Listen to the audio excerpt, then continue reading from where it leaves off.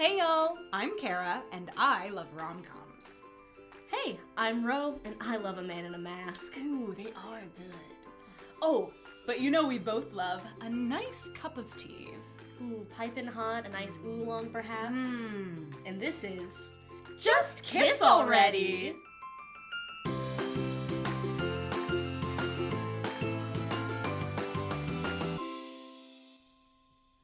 Hi everyone! Did you miss me? I'm back! Hi! I'm so sorry, everyone. Don't apologize. Oh, okay, I'll do it more. Hi everyone! But hey, welcome back. Thank you so much for tuning in to yet another episode of Just Kiss Already. You may have noticed that we've got a little bit of a different title, a little bit of a different voice in the opening. So I would like to introduce my good friend Ro is here with us today, joining us. Hi, Hello. Ro. Say hello to the people. Oh my god, hi people. It's... I didn't know what you guys were called, so I'm just gonna call you people for now. They don't. We've yet to. Yeah, we don't really have a.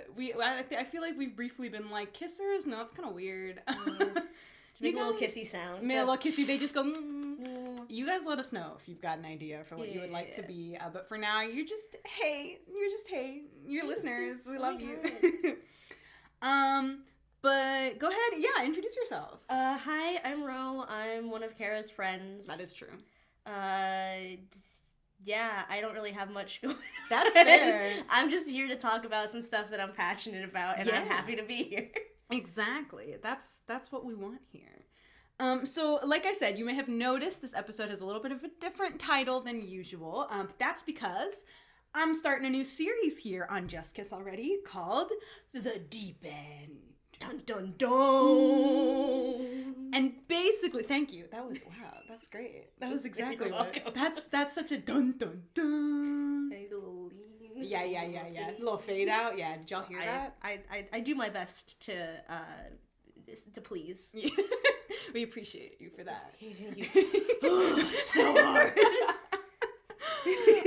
But basically what the deep end is that we are going to be tackling big series that have lots of characters, lots of fans, lots of lore kind of going on in them.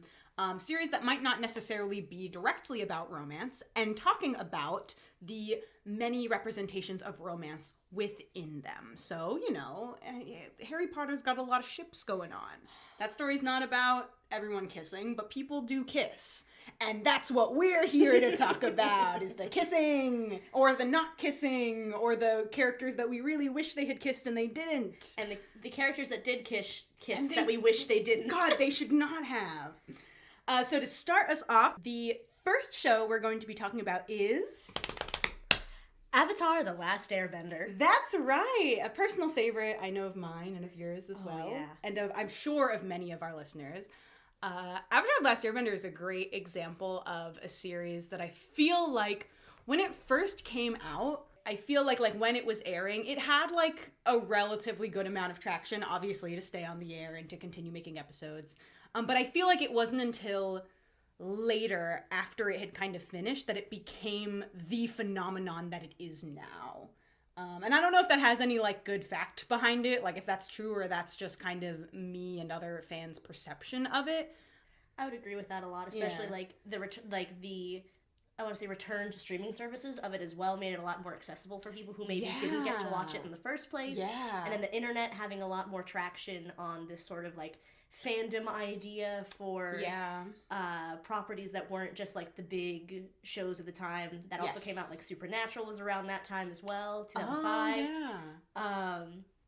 Especially because back then kids weren't on the internet they are now, so even newer, younger fans can now have these interactions that weren't possible back at that time. Yeah. So I think you're completely right with this kind of resurgence idea, making it a little bit perhaps bigger or more international than it might have been before, considering it was just a syndicated animation project. And I'm sure it also has a lot to do with the it's a great example of a show that came out when our generation was kind of at the age growing up and experiencing it, and then later on it is still a series that our generation loves a lot, but because we were now old enough to talk, I guess, more about it, analyze it more in depth, and also kind of like make all of this content on the internet that I totally wasn't making when I was like, I don't know, 12. Though I'm sure many 12-year-olds were, as me. I was reading content when I was 12, so...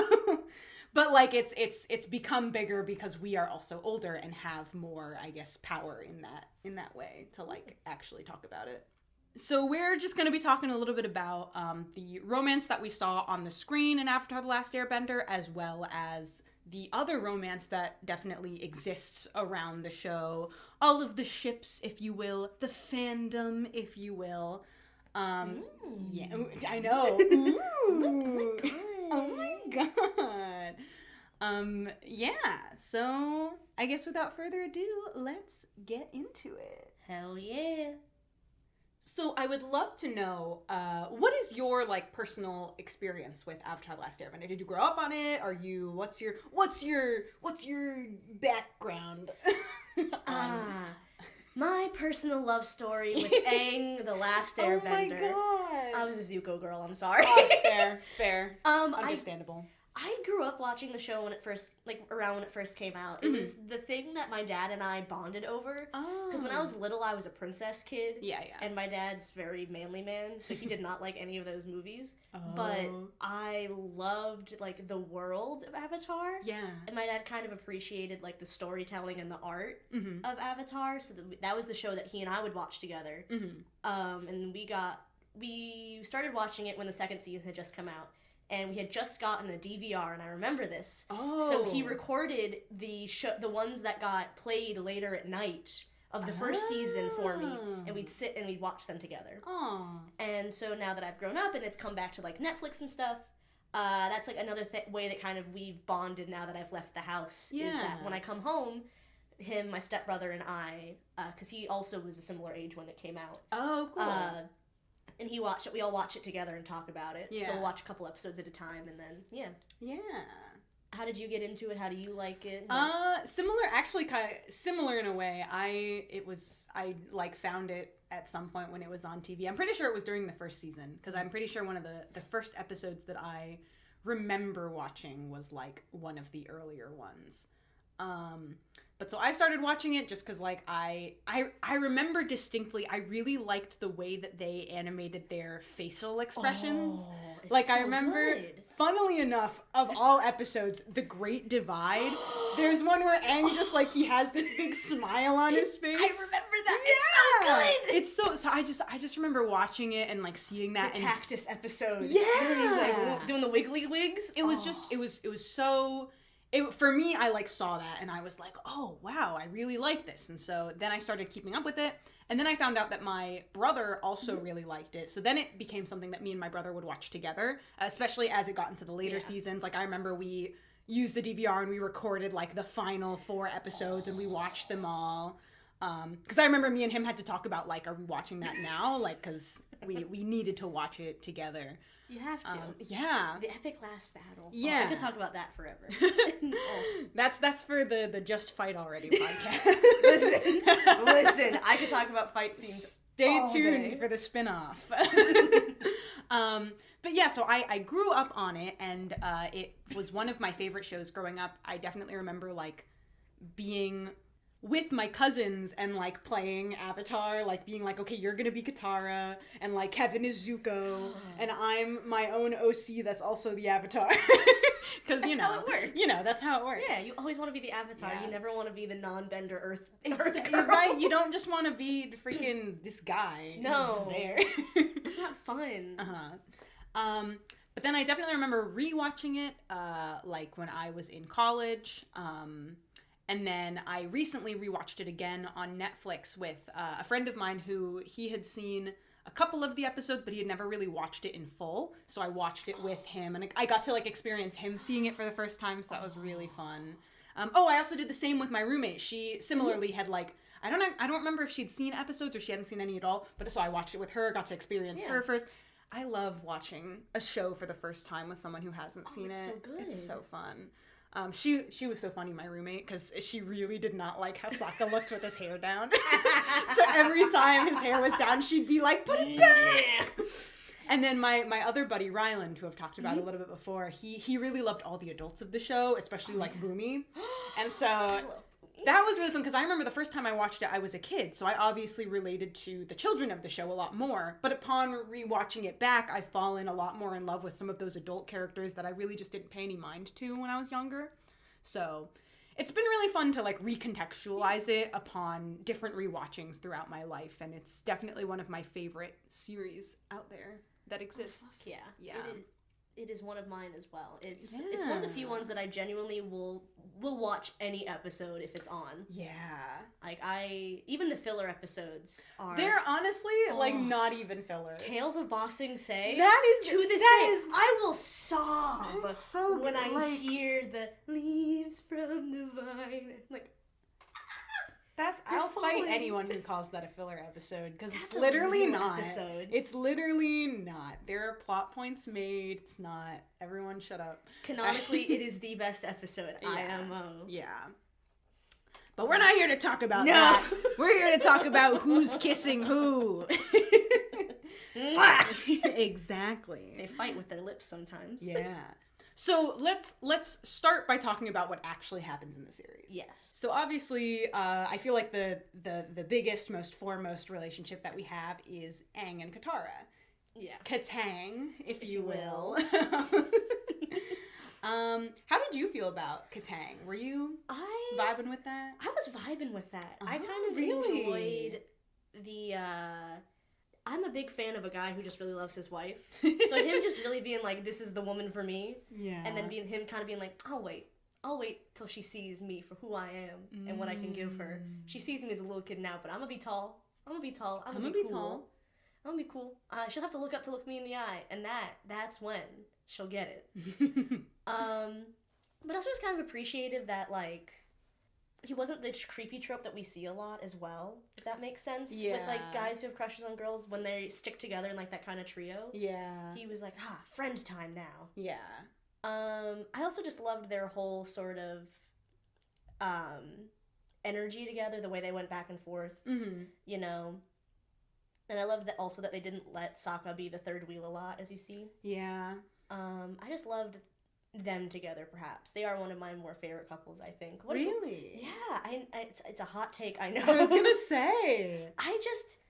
I enjoyed the way that she helped him grow up, because I feel like that was a big arc for him as well, is that understanding that, like, yes, he is still young, and yes, he unfortunately has responsibilities, but they don't negate each other. You can still be childish at times and responsible at others. Yeah. And I feel like her sort of, at times maternal responses to the things that he did that were childish kind of taught him how to grow up in a way that he didn't receive being the Avatar in a monastery full of these monks. Yeah.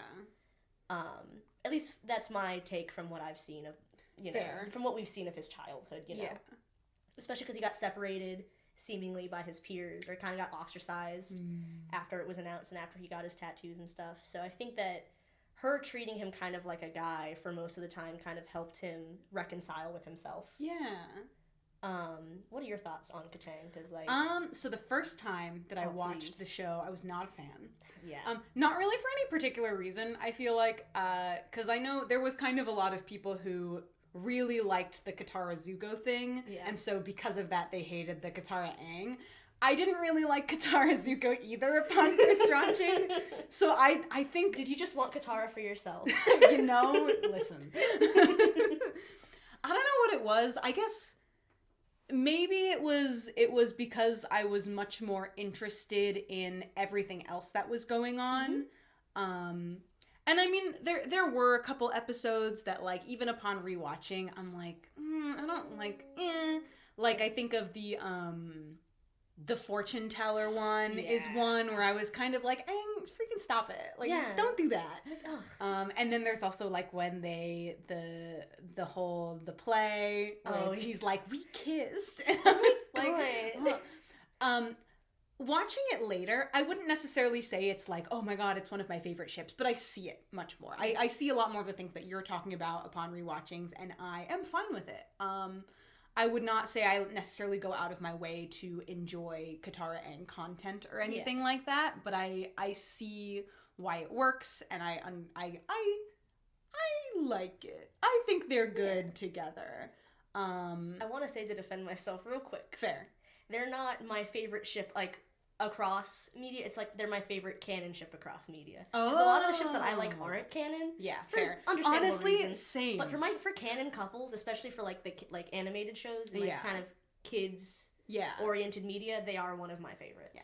I think that is also something worth saying, is I'm not a huge canon ship person too. And it's not even that I dislike canon ships, I just kind of don't care. And maybe it's because they got their screen time, so I'm like, okay. Whatever. I'm a huge fan of non-canon ships anyway. Oh, the straights win again. Oh, this is so new. Oh my god. Oh, the main guy likes the main girl? That's insane. That really powerful guy likes this really powerful girl. That's crazy. They met eyes the first time they met, and he knew he liked her, and they got together in the end. Insane. Yeah. Never saw it coming. I will say, I don't think the series would change for me if instead of being romantic, they had just been friends. Like, I don't think that would have made it any better or any worse for me. I would agree. Which I feel like kind of sums up my feelings on the relationship. It's like, I'm fine with it. It's there. It's whatever. But it's not really like I'm. You wouldn't cry at night if they never got together. Yeah, if they hadn't, a lot of people did with Zutara. Yeah. Like, if they hadn't kissed, that wouldn't have changed anything for me. I actually, when I was younger, I used to be very much like, I really did not like the fact that they ended the show on their kiss, because to me that felt like putting it in such a spotlight that I felt like was not the thing that should have gotten the final, like, spotlight. No, you're on. I agree with you, because I wanted more of the interactions of the group as a whole now with Iroh. I'm like, I want Iroh and Aang to hang out, because they never really got to hang out. I want Toph and Zuko to have their little, like, field trip or whatever. They never got to have that. I'm fine with the fact that they kissed. That's fine. I do very much kind of wish it hadn't been the show ender. I wish that it had kind of been more of a moment, and then we got to see a little bit more of, like, the banter, whatever else. Like them coming out onto the balcony with them and saying something like, oh, haha, lovebirds or whatever. And then, like, we had another larger interaction. Yeah. So. But it's fine. Katara and Aang, fine. Fine. You guys are fine. I would probably say the next, like, big ship would, a canon ship would be, like, Sokka and Suki, right? Oh, yeah. So that first starts, they meet at Kyoshi Island, of course, and then that's a whole theme for the episode, honestly, is that, Sokka learning that girls can kick his ass. And being down for that. And getting an int. And the fact that he had a little drag queen moment. Oh, true. Love that for him. But the fact that they are interested in each other. And I think that also makes sense because they're both, like, I want to say, like, 13, 14. And they're both, like, the leaders of their respective kind of groups. So they kind of understand each other as well. Whereas Aang and Katara, even though it's not a lot of age difference, but I would say, Aang and Katara are, like, 12 and 13 or 14. I don't remember how old Katara is. But they're closer on the teenage spectrum that it makes sense for me that the day that they meet is also their, like, she kisses him on the cheek. Like, they're teens, so they've got a little bit more, it makes sense that they kind of fell into each other a bit quicker. But then we kind of get to see that throughout the rest of the series of, like, oh, your little girlfriend and, like, all that. And then, of course, we get the Serpent's Pass episode where she goes with them, and it's like a whole thing. What are your feelings on Sakasuki? Oh, big fan. Once again, like I said, I'm a fan of a guy who loves his wife. And Sokka just being the Boiling Rock episode is perhaps my favorite episode of them. Oh god. Because they reunite after the failed invasion. They have that whole moment where he's like, I've been coming for you this whole time. They have that whole moment where Azula is like, oh, or is that Boiling Rock yet? Or I know that if I remember correctly, if you're talking about where she's like, oh, she cried for you. Yeah, that's during the failed invasion. Okay, that's during the invasion, and then Boiling Rock is of course when he sees her. Yes. They infiltrate to get Sokka's dad, and Suki's there, and she has that moment where they start the riot, and she jumps up. And she's running across these guys' heads and comes up and gets the warrant, and he's just like, that's my girlfriend. And he's just so proud of her. Yeah. But yeah, I feel like that really kind of also shows off that his respect for her, which I appreciate as well. Yeah. Especially, we know we see it in that first episode where she kicks his ass. And, of course. She teaches him stuff. But seeing that, he has maintained this level of respect, and if anything, it has grown for her as an individual. Yeah. I love that. Yeah. And we also get, because Sokka himself as a character kind of has a whole arc of, like, you know, being the sole male of his family after the tragedy and his dad leaving, and then, like, feeling this need to protect his family as well as his sister, then also encountering Suki, someone who can protect herself very well, but also kind of having to grapple with, like, he too still wants to protect her, and, like, that whole dynamic of everything. That's honestly, like, the entire time that Sokka and Suki were happening, I was happy with it. I really liked their first meeting. I really liked everything that happened with it. They didn't really have that much like screen time. No, I wasn't gonna say. I mean, yeah, I was gonna say they didn't have that much, like, conflict within their relationship. But the one that they didn't make me be like, oh my god, like it felt like, yeah, of course we needed to see this, and then it was often resolved kind of quickly anyway. So there was at no point where I was, like, angry at them or even, like, happily angry at them, as I love to be with rom-coms, where you're like, I want you guys to kiss already, but I'm having a great time. It was more of, like, an easy kind of, like, everything about them felt natural and easy. Even if it wasn't necessarily, of course, because a lot of it didn't happen on screen. Yeah. But I loved it, and I especially loved the fun little moments we had, like when Suki was traveling with the gang, and, like, the whole tent one where Zuko goes in the rose. Are you going to see? No, I'm not going to see Sokka. You can. No, it's fine. Yeah. Hello there. Sokka's also one of my favorite characters, like, his relationships, I think, were always just, like, good for me. I just want him to be happy. Yeah, Sokka be happy. Life. Yeah. Though Suki, of course, wasn't the first relationship that we see with Sokka. The first one would have been Sokka and Yue up at the Northern Water Tribe. Yes. Yeah.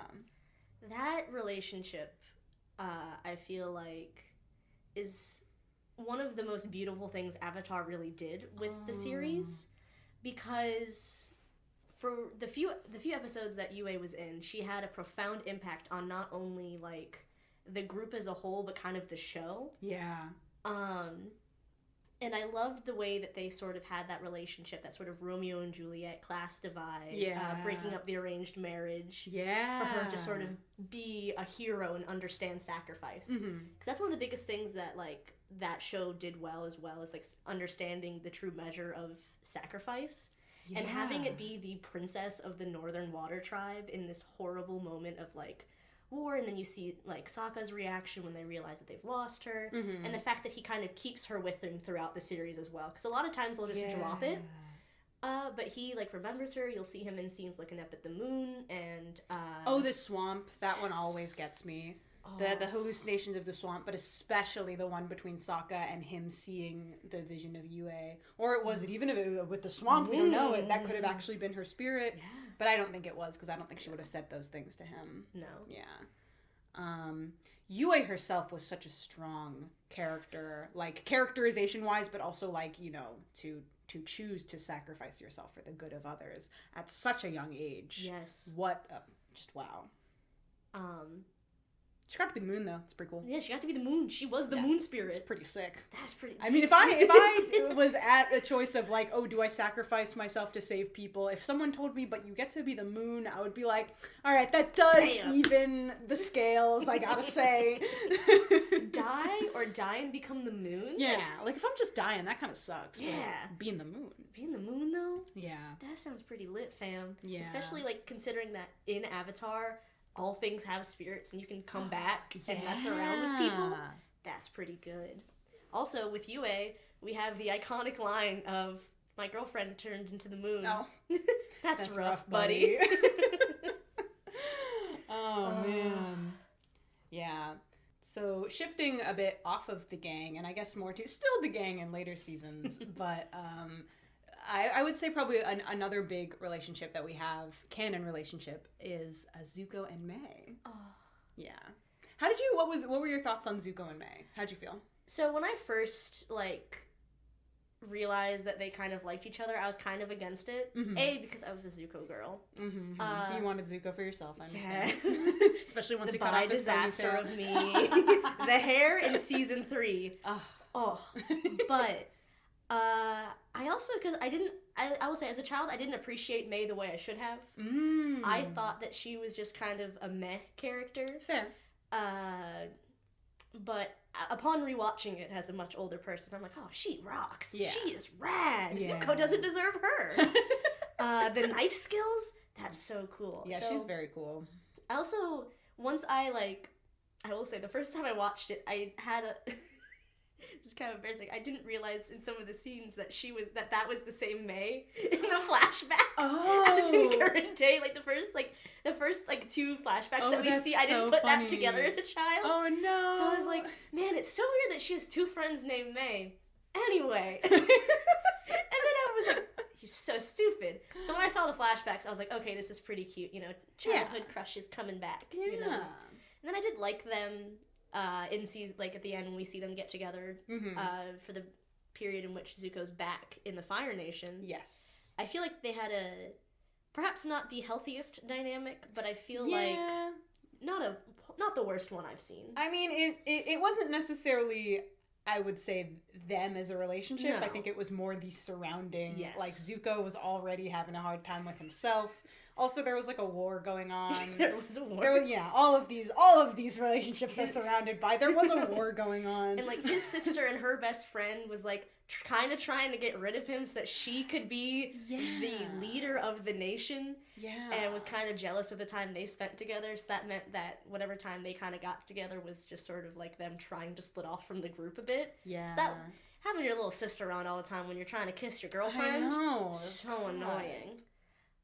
But the very end when he comes back and she comes and helps him put his robe on. It's like, oh.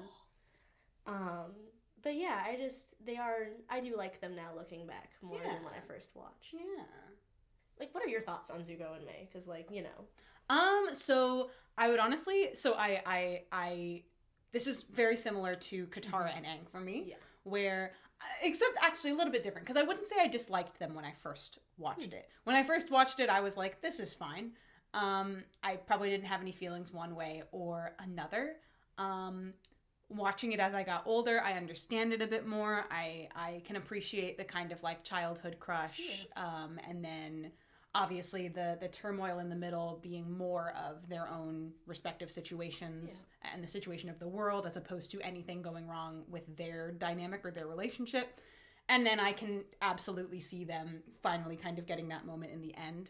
But I don't know if this is just me not really being into canon ships or if it's just like, if they had not ended up together or if that hadn't really been a dynamic that they were dealing with, I don't think it wouldn't have changed it for me either way. I would agree. Yeah.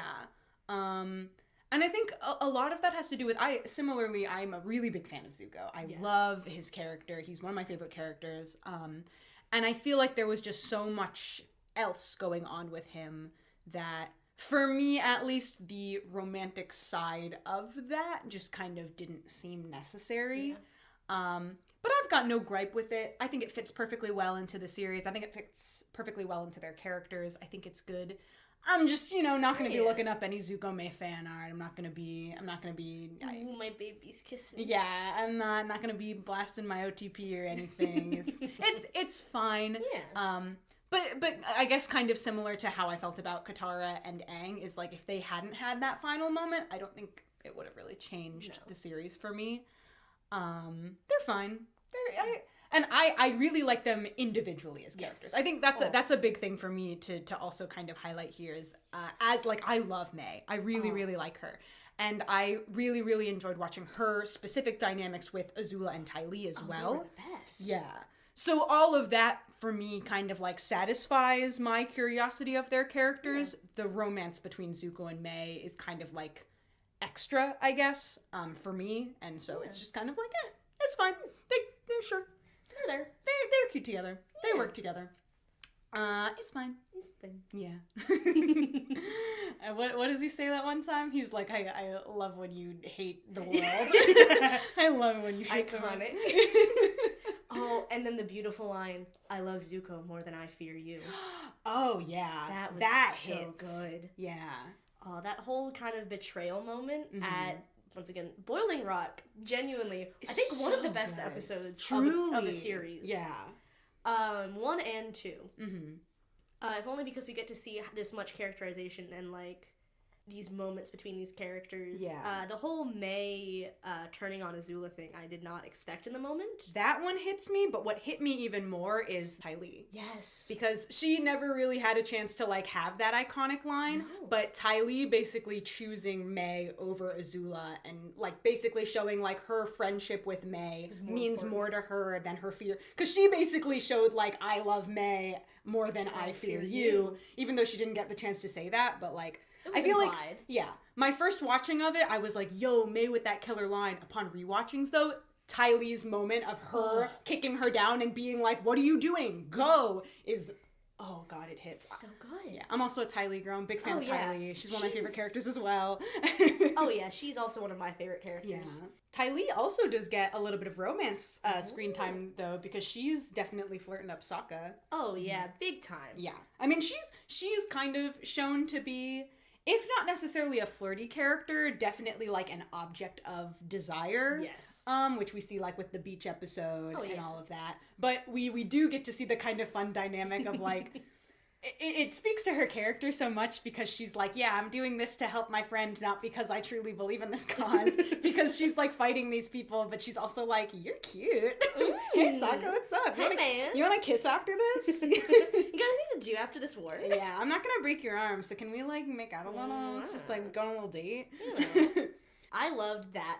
That was like a fun little moment for me. Mm-hmm. I don't think I would have been like, oh my god, they should have gotten together. Yeah. But that flirty moment, 10 out of 10. I will say, when I first watched the show, I really liked that dynamic a lot. I wouldn't say enough to be like, that should have happened instead of him and Suki, but whenever they had like moments of Sokka and Ty Lee, I really enjoyed them. When they were so good. Him seeing her in the Kyoshi warrior makeup, and he's like, back off, it's Ty Lee! And they're like, we bonded in prison. It's so funny to me. So good. It's so good. Mm-hmm. Yeah. I did love that for her, I will say. Her getting to go rejoin a troop, so fun for me. Oh, yeah. I do wish she could have gotten more moments, more, positive male attention, I think, than she received, if that makes sense. Yeah. Like, just 1 or 2 instances of men, aside from Sokka, being like, I like your personality, you're pretty neat, instead of being like, oh my god, you're gorgeous, she's so and hot. bendy. Yeah. Sokka has a lot of, kind of, because he has, obviously, him and Suki, him and Yue, but he also, like, Toph has a crush on Sokka, so that's a thing that happens. And that was, the Sokka, I love that. Yes. When I first watched Avatar: The Last Airbender, I wasn't really big into, like, fandom content. I think also just because I was kind of young and I wasn't really in that sphere on the internet. But I do remember some of, like, the first, like, fandom kind of content that I engaged with was, there was this, people on YouTube used to make, like, ship edits. And there was this one of Toph and Sokka to Right in Front of Your Eyes from The Wedding Singer. And I would watch that thing. I've seen that. You have? I watched that. Yes. Oh my god, I loved it so much. Oh. I would say that's probably one of the reasons that I really, really liked the Toph crush on Sokka. Yes. I thought it was really cute. I think it was really fun for Toph's character as well to get to see her in that kind of like, I have a crush on a guy, when usually she was all like tough and kind of, I liked that a lot. I also liked that a lot. Probably not enough to replace Sakasuki with it, but I did like it. I loved when it happened. Oh yeah, it's so cute. Good. I will say, I know we're talking about ATLA. Yeah. But I will say, one of my favorite little theories from Legend of Korra is is that the younger daughter's father is Sokka. I'm a big fan of that theory. I know that it's never been confirmed, and they're like, it's not Sokka. But, like, look, her kids look like him, and listen, you know what happens when they get older? I'm just saying. Maybe. They cheat on each other? No. We don't see Suki in Legend of Korra, I don't think. Okay. So maybe something happened to Suki and they were on a break. Oh, it's okay. All right. And they found comfort in each other. You know. You never know. It's just a fun little theory that I like. A game theory. A little game theory. But I do, her crush on him is very sweet throughout the series. Yeah. He has a lot of Earth Girl admirers, if I remember correctly. His, like, poetry reading thing. That's right! The haiku! His little haiku moment. I feel like Sokka is definitely a comedic relief character in this series, but he is in many ways. I feel like whereas Zuko was more of a heartthrob within the fandom, I feel like in the show Sokka was kind of the heartthrob. Like he was the one that people usually had a crush on. He was usually, even though he was usually being silly and stupid and wacky, Sokka had a lot of gals. Yeah, he had a little posse for a little while. A little harem, if you will. A little harem, if you will. Which I'm so glad, because Sokka's such a great character. He deserves it, honestly. He deserves it. He's been through a lot. Give this man as many wives as he deserves, honestly. I'm trying to think. There was another girl that he interacted with that I thought that I loved. It might have... It's the same... It was just a different scene from... It was one of the haiku girls that I was thinking of. Just a different cut in my head. I didn't put them together. That's on fair. Me. That's okay. That, I mean, honestly, could have been its whole own episode, that little haiku. I would have loved to just see Sokka running around bossing Say. What did he get into? Who did he see? Who did he talk to? Who did he talk to? Sokka's not the only one, though, of the little Water Tribe family. No. Katara, too, had a lot going on. I feel like, other than, obviously, Aang, probably most notably would be Jet, of course. We had the episode of Katara and Jet, and she was kind of smitten, but...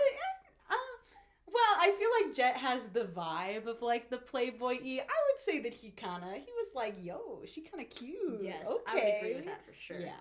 He was definitely trying to show off a little bit with his little sky, like, zipline things. I mean, like, hold on. I don't remember what he actually said, but it was the vibe of hold on, spider monkeys. He's, like, taking her in the trees. Yeah. Oh.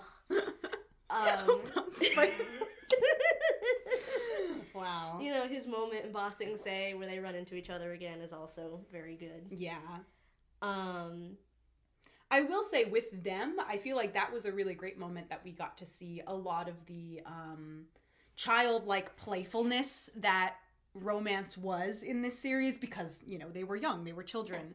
But like every time she's with Jet, there was all that like, is that your boyfriend? And like, he's not my boyfriend. Exactly. That I'm really glad that we got to see a little bit more of that with them too. And Jet gets a lot of flack as a character. People really didn't like him. I liked him. Yeah, I'm a huge Jet fan. I think his character is so interesting. I could talk about it forever. But that's not here what we're talking about. We're talking about kissing, not cool guys. We're talking about kissing. But don't worry, he gets plenty of his own kiss. Not canon, but off canon, non-canon, off the books, off the record. But yes, so we've got Katara and Jet. There was also Katara and Haru. Yes, of the Earth Kingdom. The Earth Kingdom. Wow, Katara also very popular in the Earth Kingdom. What is it about? Listen, Water Tribe people are just cool as hell whenever they leave. Everyone thinks that they're the hottest shit, and I agree with that. Everyone's like, oh my god. I'm like, they're wearing blue. Oh my god. I only ever see green or red. And I'm like, oh my god. I guess it is, considering they literally live at the North and South Pole, and it is much more uncommon for people of other nations to have been where they are from. Yeah. It makes sense that it would be a little bit more like, oh my god. Oh my god. Oh my god. So you're from the South Pole. Is it cold there? Is it cold there?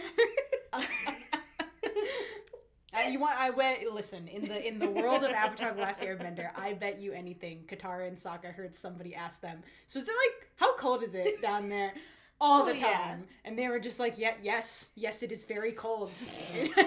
How did you like get used to the heat here? Is it like too hot for you here in the Fire Nation?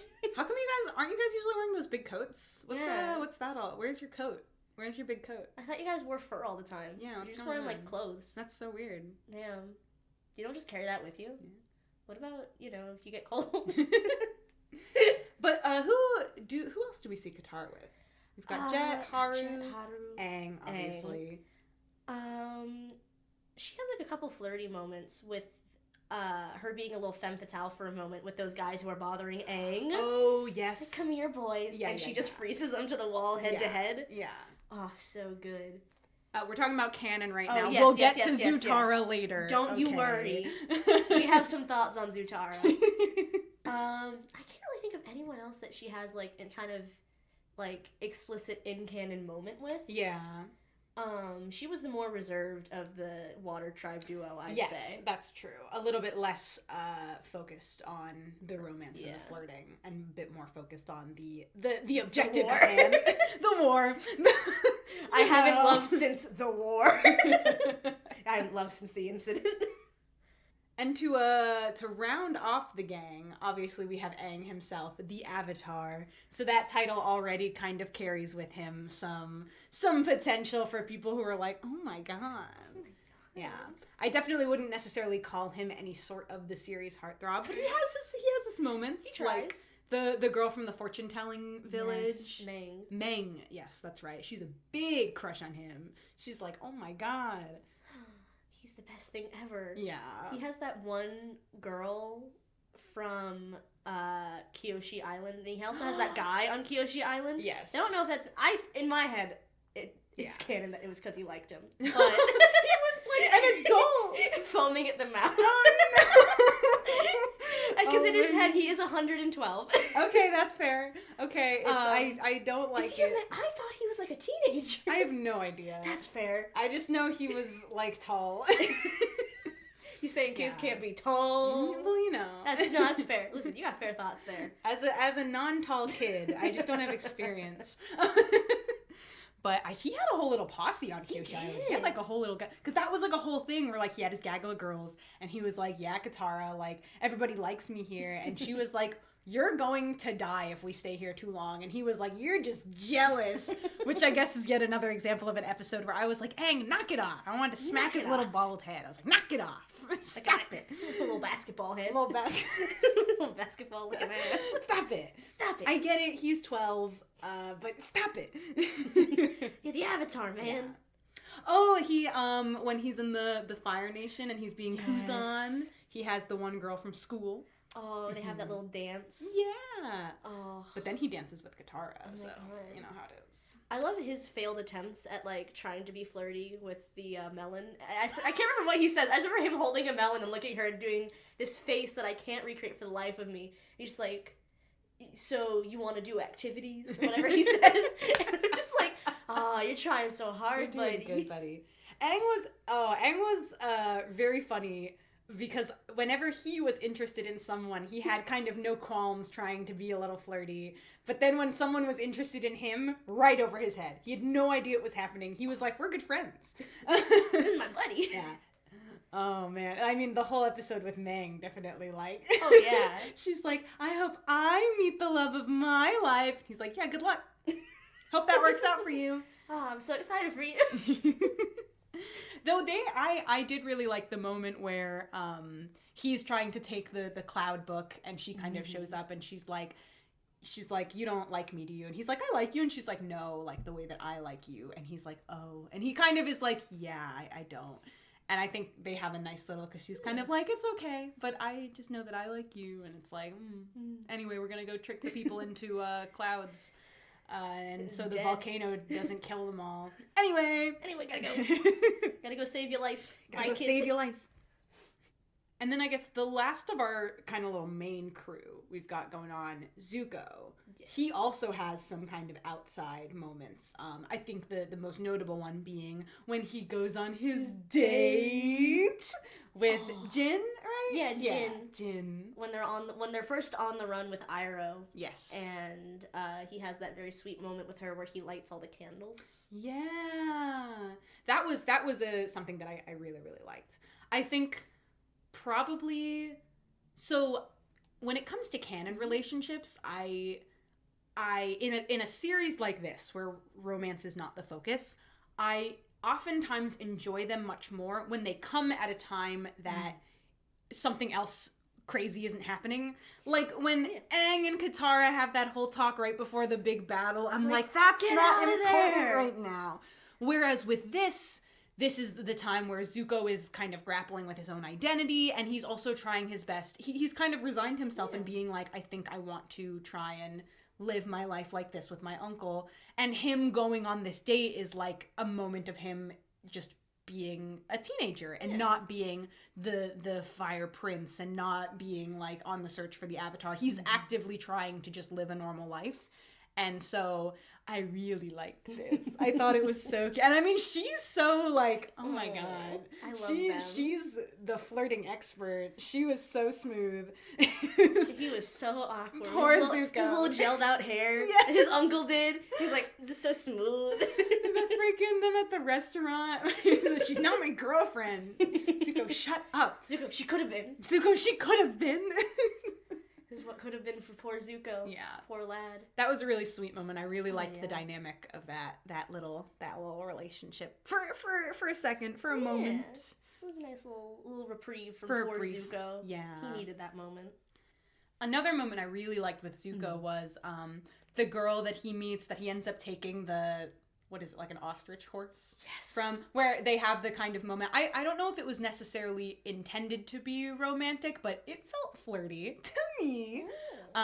You know, she like showed him the scar that she had, and like that was also really a big kind of moment for his own identity and him being like, oh God, like seeing how this war has affected people, seeing the side of it that he didn't really know existed. But I feel like they kind of had a little moment there. I mean, listen, I would have, if Iroh had brought Zuko into my house, I would have been, and I too was like 15, I would have been like, oh my God, he's cute. God. Oh my God, who is this guy? And he also has a scar. Let's compare scars. Let's talk about our hand size. And, you know, you know, if you might need a womanly touch on the road, you know, for like healing purposes. Oh my God. You know, your uncle's a little sick here. So like, what if I, you know, gave him medicine? What if I gave him medicine? Wink. What if we held hands while I gave your uncle medicine? What if I gave you medicine? Wink.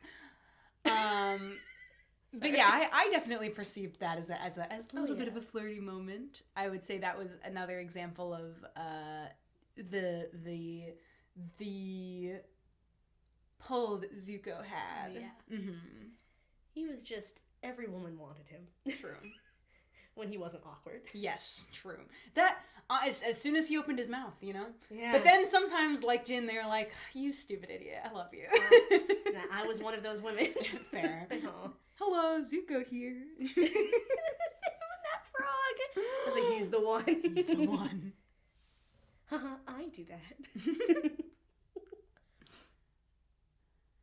So now I kind of want to talk a little bit about some of the non-canon ships. The ones, you know, our Zutaras and the many others that I would say, some of which I feel like had a little bit of grounds from the series, like a little bit of flirty vibes, but ultimately were not realized. And some of which there were no flirty vibes. We just, as a fandom, said, you know what would have been nice? This one. This would have been nice. Which, of course, I've already said it. I feel like the biggest of which is Zutara. Zuko and Katara. What's your opinion on Zutara? Because this is I feel like it's a hot button debate. Yes, people either love it or they hate it, I feel like. Oh, I hated it. Oh, okay. Tell us why. Okay. Hot take. Them getting together I feel like would have just kind of like brushed over the entire relationship arc that they had in real life. I just didn't think their personalities went together very well. Fair. Beyond like friends. Yeah. Especially like within the series. Mm-hmm. I just didn't like them together. I feel like she was a bit too much of a hothead for him, if that makes sense. And I feel like they would have really butt heads. Yeah. In a way, like Aang's kind of mediator nature worked better with her. And I didn't like their vibe. When I first watched it and I saw people that like, and I was like going on the internet after, and I was seeing that everyone was forced, I was like, I get it. I get it from the non-canon ship lover that I am. Yes. I very much get it from the enemies to lovers. Yes. I'm a big fan of that trope. I am as well. So I can see it. So not for you? Not for you. No. What are you thinking on this? Okay. When I first saw it, I won't say that I necessarily wanted it to happen, but I enjoyed, I guess, a little bit of the, like, we hate each other, but what if we liked each other? Because, like I said, I'm a big enemies to lovers fan. I do kind of love the, like, hate you, love you thing going on. It's so good. As terrible as it often is in reality. In fiction? However, At no point did I ever really want Zuko and Katara to be a canon ship. Maybe because my first watching of it, I really wasn't as focused on the romance, I guess. Like I said, a lot of the canon ships that even happened, I didn't really have any stake in them.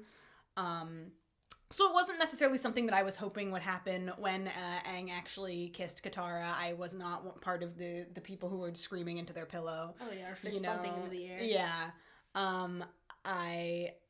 So for Zutara, it just wasn't like, I just didn't care for it. Yeah. And I will say, to qualify this, as I've said, I'm more of a non-canon shipper. I'm also more of a rare pair shipper. When ships are popular, I'm like, who needs them? I love to ship two characters that didn't even talk to each other in this. Oh, sometimes their vibes are just right, you know? Or two characters that had such minimal moments together that it's like, but why? But why still, not? I love it. Why not? Exactly. So I'm sure a little bit of that kind of came into play. Yeah. But yeah, well, the enemies to lovers, the I hate you, I could see that dynamic. Kind of like you were talking about, every other part of their dynamic just kind of like wasn't for me. I really enjoyed the relationship that they had as friends. I really enjoyed the arc that they had, as far as like, she hated him, she still hated him.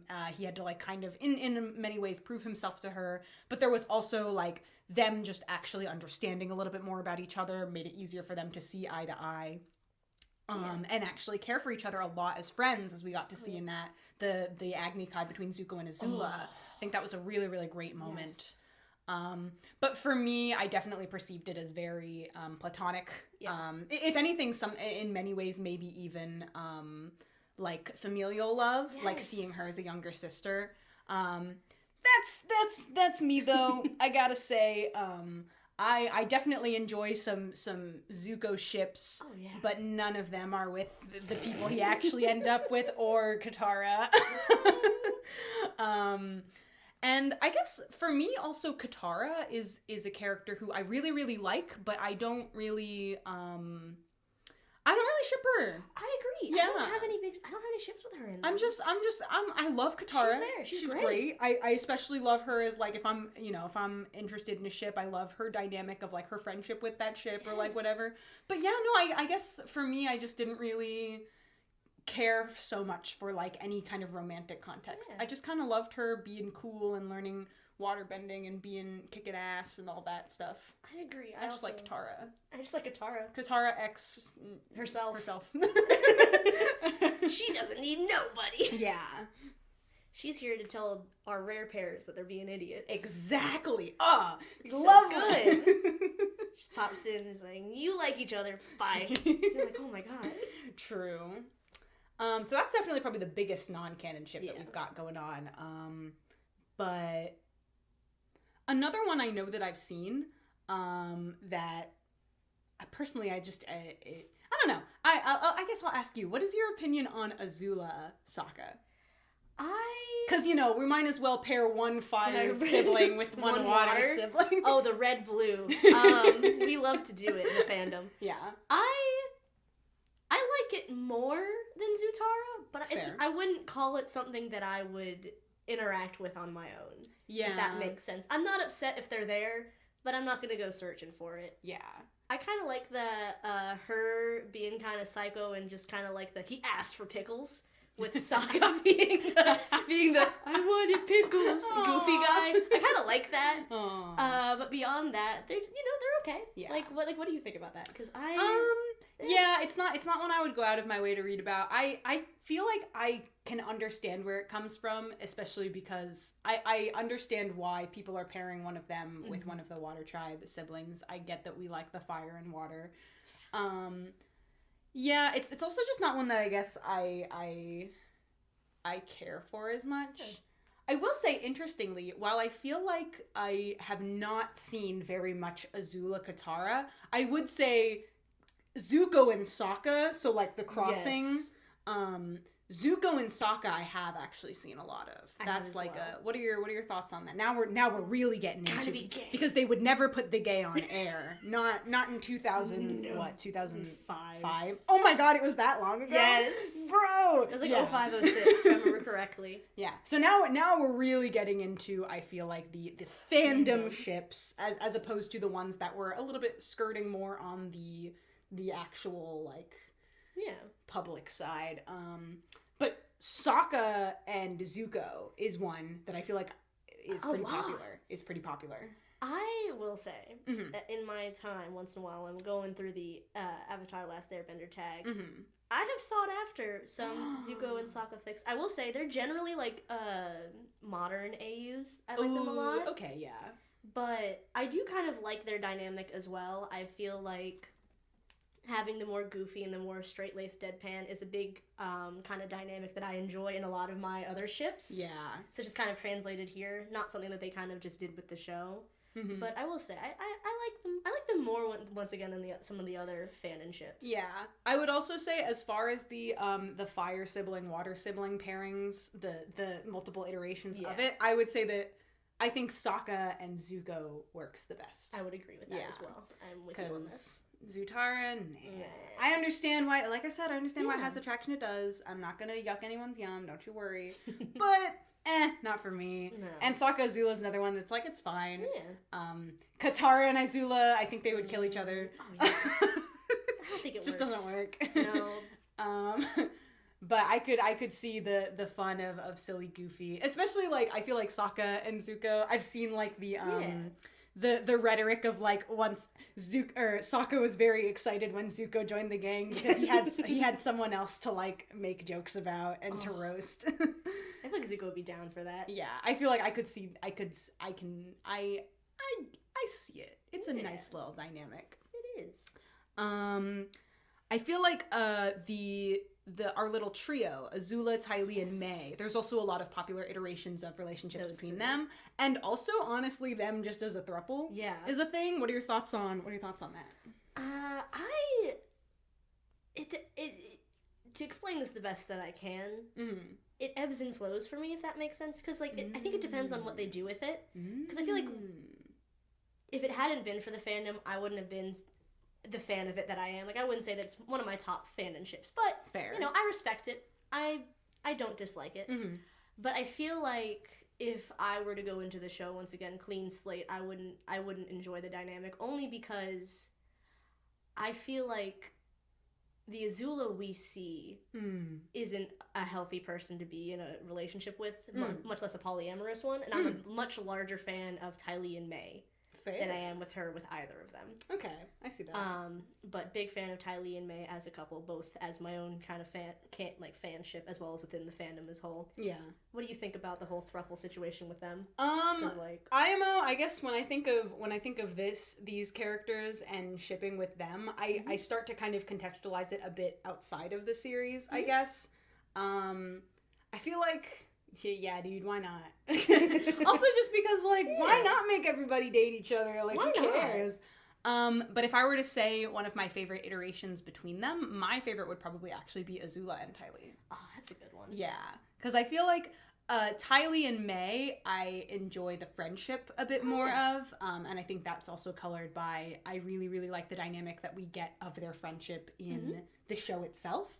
I don't really like the friendship, I guess, that I see, obviously because it's toxic and bad, well, yeah, but between that, Azula with either of them. Yeah.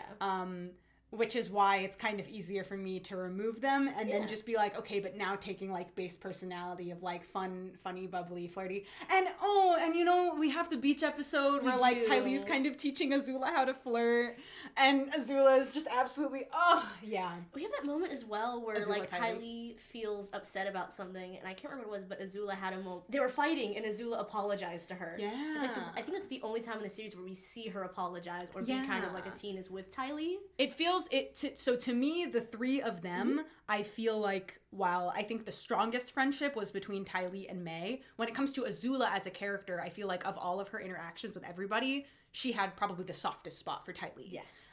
Which I think is why I really, really like the dynamic of Azula and Ty Lee. Oh, yeah. Very cute. Another non-canon one that I actually had kind of forgotten until now, but well, hold on. I'll ask you first. What are your thoughts on Tang, aka Toph and Aang? Okay. I like them better as friends. Fair. I just really like their sort of jokey dynamic of twinkle toes. Yes. I didn't like them as a romantic context. Fair. You know. Much like Katara, I liked Toph by herself, if that makes sense. I wasn't a big shipper of Toph. I was like, Toph don't need no man. That's fair.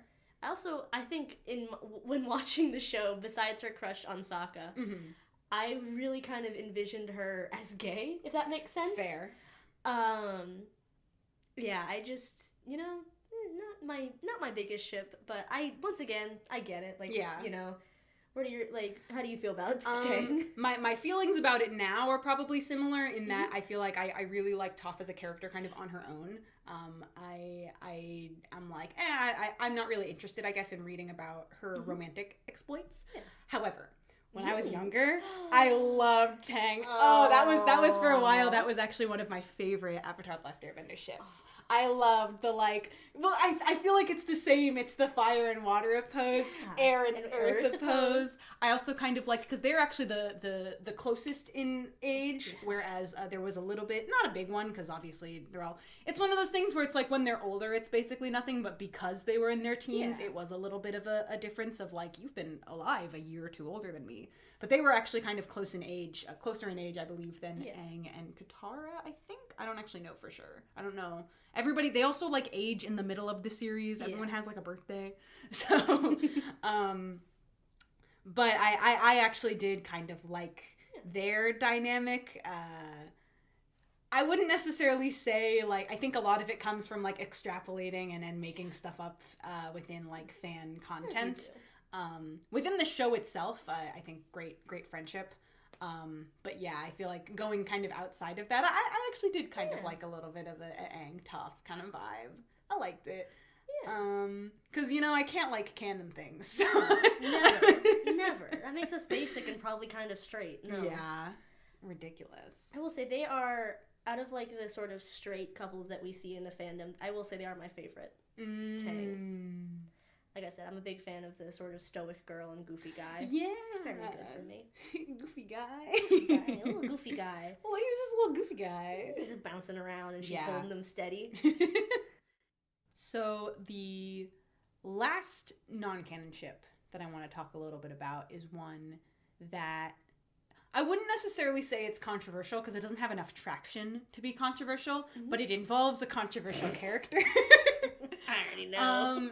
And this is perhaps, I guess, maybe one of the not least popular ones that we're talking about, but one that I feel like it hovers along with like maybe like the Azula Ty Lee. Like it's no Zutara, but it's also no Tang. This is Jet and Zuko. Yeah, Jetco is the what are your opinions on I've got some opinions on Jetco. Oh, please. Oh, they're all good. I love Jetco.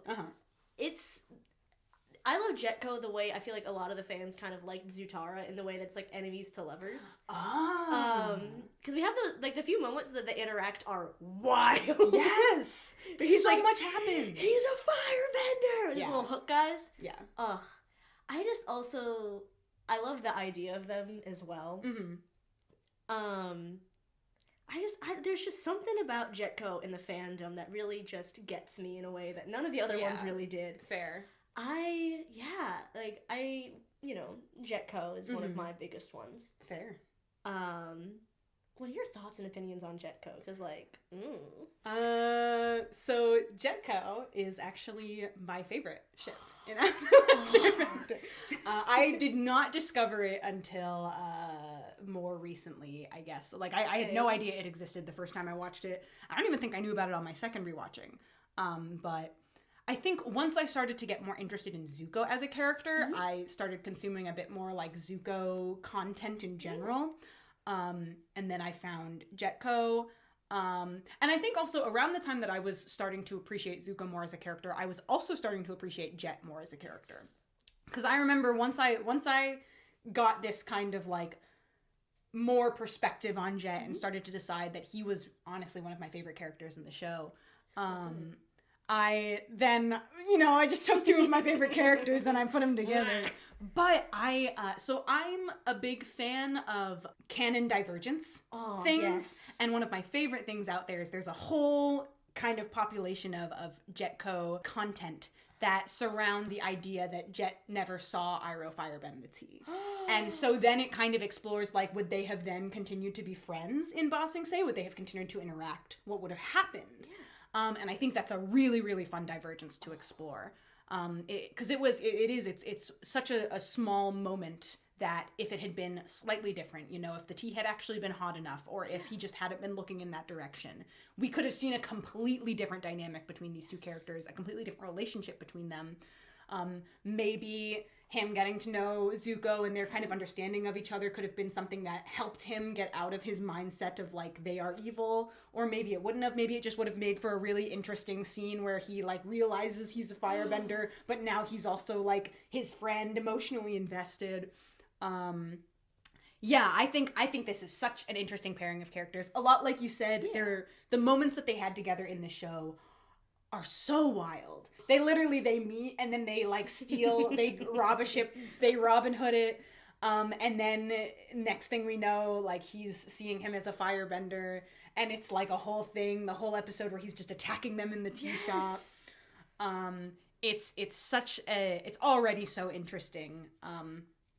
And I feel like people who don't like Jetco either A, are the kind of people who just don't like gay ships, which, come on! Or B, are the kind of people that just don't like Jet. And I think once you start to realize how interesting of a character Jet is, how just, like, truly, really what his character is kind of representing here. It's another perspective of someone who has been hurt by war but is reacting in a different way. I think you'll come to see that this is a really interesting character dynamic. And I like it. I'm a big fan.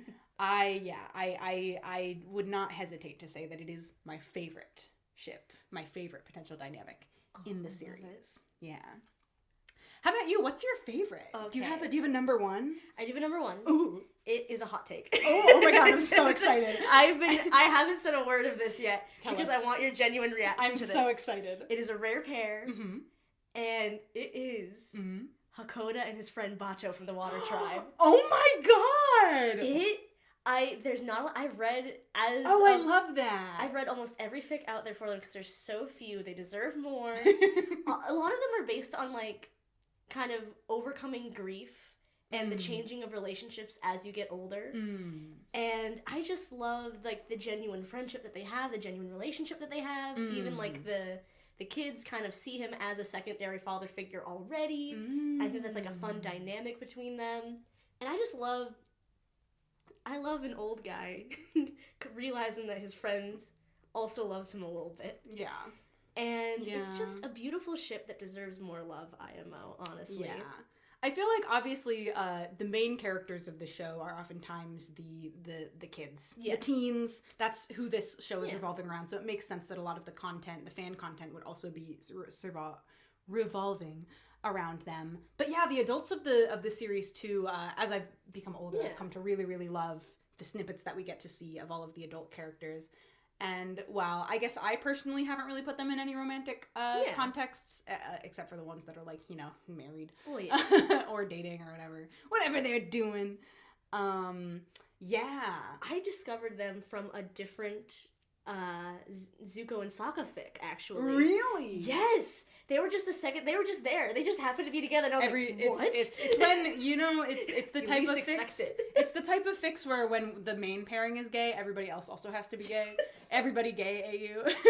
And it was I was like, what is this? And I clicked it, and there's more, and I was like, oh my god. I got really into it for a hot minute. That was my ship of the day. Wow.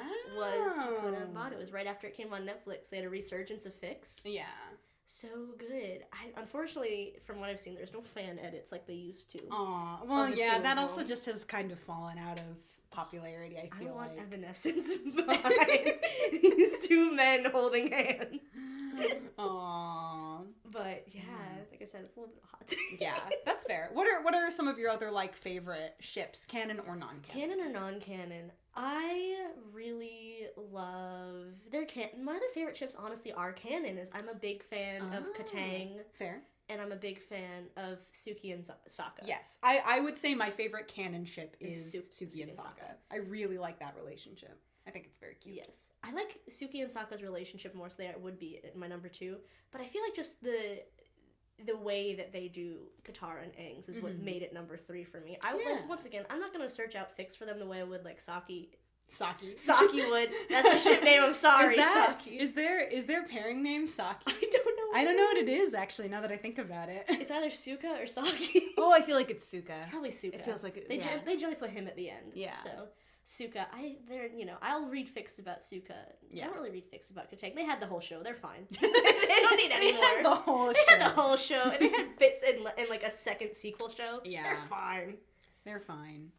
But yeah, those are probably my top 3. What are Jetko is your number 1. Jetko's my number 1. You know, now that I'm thinking more about it, I actually do really like Azula Tylee. I think I would put it in my top 3.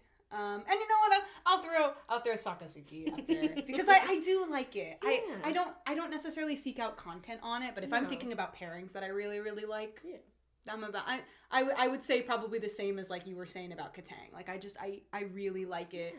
Yeah. I think it was good. Ooh, I think it's good. It's very good. I'm gonna have a quick honorable shout out and mention. Once again, I'm not gonna seek out content for this pair, but I feel like the Katara's grandmother, Kana and Paku, oh my god, is the funniest one. The fact that they get back together is so funny to me. Yeah, Gran. You know what? This only has a slight moment, and I again wouldn't seek out any content on it. But Iroh and the fortune teller, the very quick little like hello, and she's just kind of like she says something to him, and it's just like ooh. Oh, it's so good. Iroh deserves. He does. Listen, he is the flirt out of all of them. Him at the I want to call it the train station, the Earth Kingdom, right? They have to get the stamp, and he's flirting with the lady. Yeah. Or him getting the flower from that lady at Bossing Say also flirting. He flirts the most, I think. Bro, he knows. He knows. Everybody knows. Everybody knows. Iroh's the man to go to for love, man. Yeah. So we've talked a little bit about like canon versus non-canon things that we like. Is there anything from the series itself, romance-wise, that you would actually change and want to have seen be a reality in the series? I genuinely would have wanted to see. There are a couple things that I would change, and they're not major things. I think the show as a whole did romance very well with their choices. Yeah, and the few things that I would choose are the things that I actually just kind of just mentioned. Is I would have loved to have them actually get Hakoda and Bato together because I feel like they had a nice dynamic, and you don't see either of them with women at all either, and they're always just next to each other. So they could have just held hands. I mean, when all of the men of the village go off sailing and they're together for a very long time. Things change. Exactly. Things happen. And then the other one would have been like to see scenes, like maybe just vignettes of like the other older couples, you know, having some a little bit of moments. Because like I said, Paku tells you that he's back with Kana, but like I would love to see like maybe them coming or seeing each other again. You know, like moments like that, or you know, Iroh maybe have him settle down with a nice little lady. Yeah. Have a nice little tea-shop moment with her. That's really all I personally would change. Yeah. What would you change, if anything? I think I agree with that point that you made. I would have loved to have seen more moments of some of the older characters, like Paku and the grandmother, and like seeing Iroh. I mean, more Iroh is always good. I would have loved to have seen those older characters get a little bit of their own romantic moments. I understand why they didn't, because we were kind of focusing on the younger characters, and obviously the target audience probably wasn't... Like, when I was a kid, I wouldn't have cared about that, but now I totally would have. Yes. And my second one would be, what I mentioned before, is I just wish that the end of the series had not been the case. Yes. But... It's okay. I still, it's not like I stop watching before it happens or anything. I always watch it when I rewatch. It's fine. Yeah. But if I was behind the writer's desk, that's what I'd be doing. Yeah. So I guess now, since we've kind of talked about all of the individual relationships and ships, I'd love to... You mentioned romance as a whole. Yes. In Avatar: Last Airbender. I'd love to kind of share some thoughts on how do you feel the series itself treated romance? How do you feel, like, did you like how it was portrayed? All of that good stuff. What are you thinking? I am very passionate in my discussions of Ooh. romance in Avatar. It's here is the place. I've genuinely given like a little mini lecture on romance in media using Avatar as an example. I love that.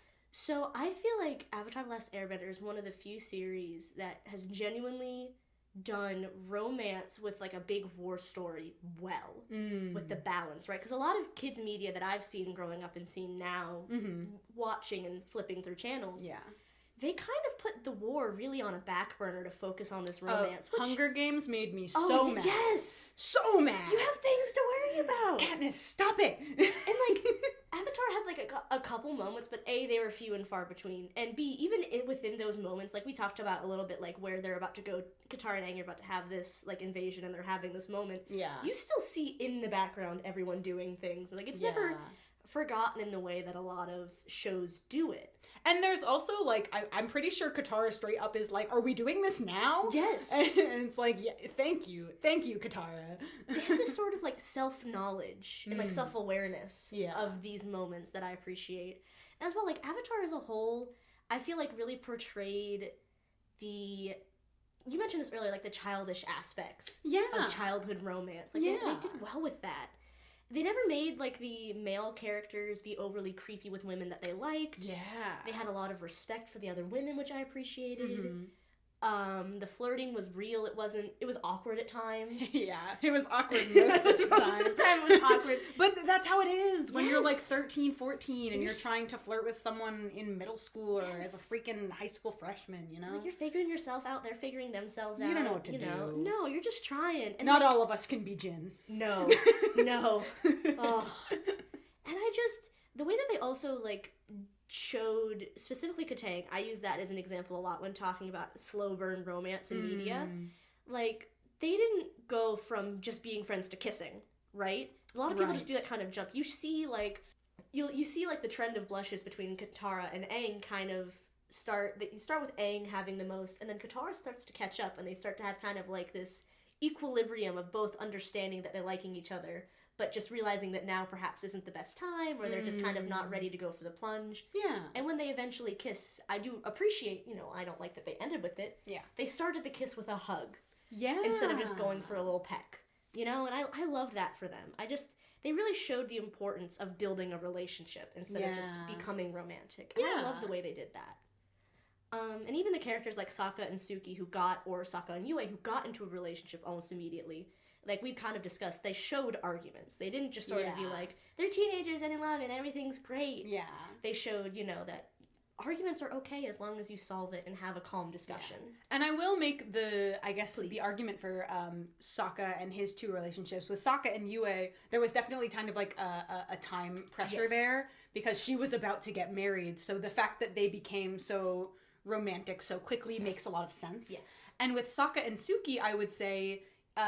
even though it definitely, like, did develop into an actual relationship later, it started a lot more as, like, Suki was just kind of forward. She was like, I like you, I'm gonna kiss you on the cheek. Anyway, but it was definitely more, like, flirty. Yeah. Yeah. So I think it was done really well in that way.